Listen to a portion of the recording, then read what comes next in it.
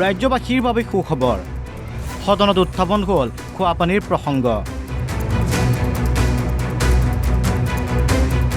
2028 31 মাৰ্চৰ ভিতৰত ৰাজ্যৰ 100% পৰিয়ালক দিয়া হ'ব বিশুদ্ধ খোৱা পানী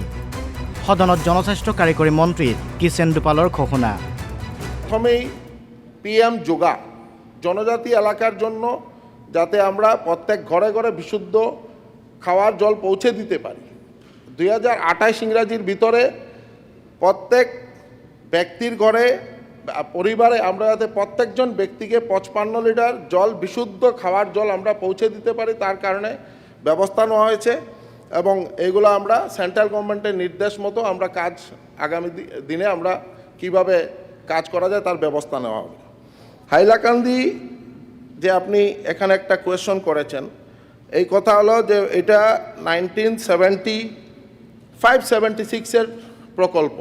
এবং এটার যে এই টাইম শিডিউল পেরিয়ে প্রায় আরও 30 বছর অতিক্রান্ত হয়েছে যার কারণে অনেক পুরনো পাইপলাইন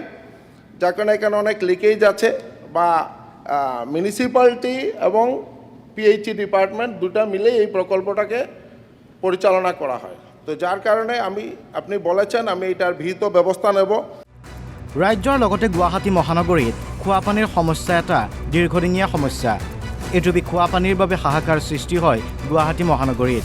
সদনত বিধায়ক ডক্টৰ মিলন দাসে হাইলাকান্দি জিলাৰ বিভিন্ন অঞ্চলত খোৱা পানীৰ সমস্যাৰ সন্মুখীন হোৱাৰ কথা সদনত উত্থাপন কৰে তথ্য অনুসৰি হাইলাকান্দি চহৰত 7652 পৰিয়ালক আৰু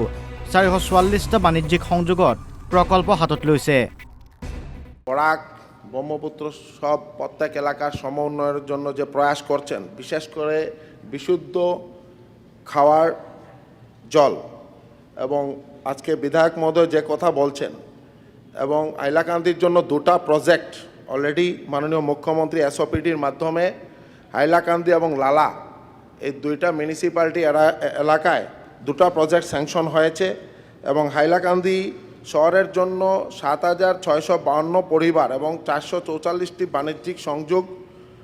জল সরবরাহের জন্য টেন্ডারও হয়েছে এবং কাজও শুরু হয়েছে কাজের যদি অগ্রগতি স্লথ গতিতে চলছে আমি অ্যাসেম্বলির পরে বিধায়ক মহোদয় এবং কন্ট্রাক্টর বা আমাদের চিফ ইঞ্জিনিয়ারকে নিয়ে হাইলাকান্দি ভিজিট করব এবং সঙ্গে সঙ্গে ওনাদের যে টেন্ডারে 18 মাসের মধ্যে এই কাজটা সম্পন্ন করার জন্য ওনাদেরকে নির্দেশ দেওয়া আছে গুৱাহাটী মহানগৰীৰো এটা ডাঙৰ সমস্যা হৈছে খোৱা পানীৰ সমস্যাৰ এতিয়াও বহু অঞ্চলত সঠিকভাৱে লাভ কৰা নাই বিশুদ্ধ খোৱা পানী এটুপি খোৱা পানীৰ বাবে হাহাকাৰ কৰিবলগীয়া পৰিস্থিতিৰ সন্মুখীন হৈছে মহানগৰবাসী 2028 31 মাৰ্চৰ ভিতৰত ৰাজ্যৰ 100% পৰিয়ালক দিয়া হ'ব বিশুদ্ধ খোৱা পানী এই ঘোষণাই মহানগৰবাসীলৈ কঢ়িয়াইছে ইতিবাচক খবৰ পৌৰ নিগমৰ আঁচনি আৰু গুৱাহাটী জল বোৰ্ডৰ নতুন প্ৰকল্পসমূহৰ কাম চলি থকাৰ মাজতে বহু অঞ্চলত পানীৰ নাটনিয়ে দেখা দিছে যদিও এই বাৰ্তাই সম্পূৰ্ণভাৱে সকাহ দিব মহানগৰবাসীক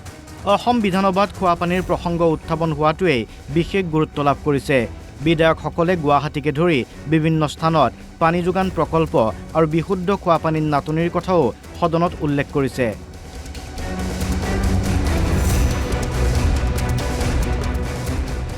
ভিডিঅ' জাৰ্নেলিষ্ট কংকন কলিতাৰ সৈতে হেপী বৰা অসম লাইভ 24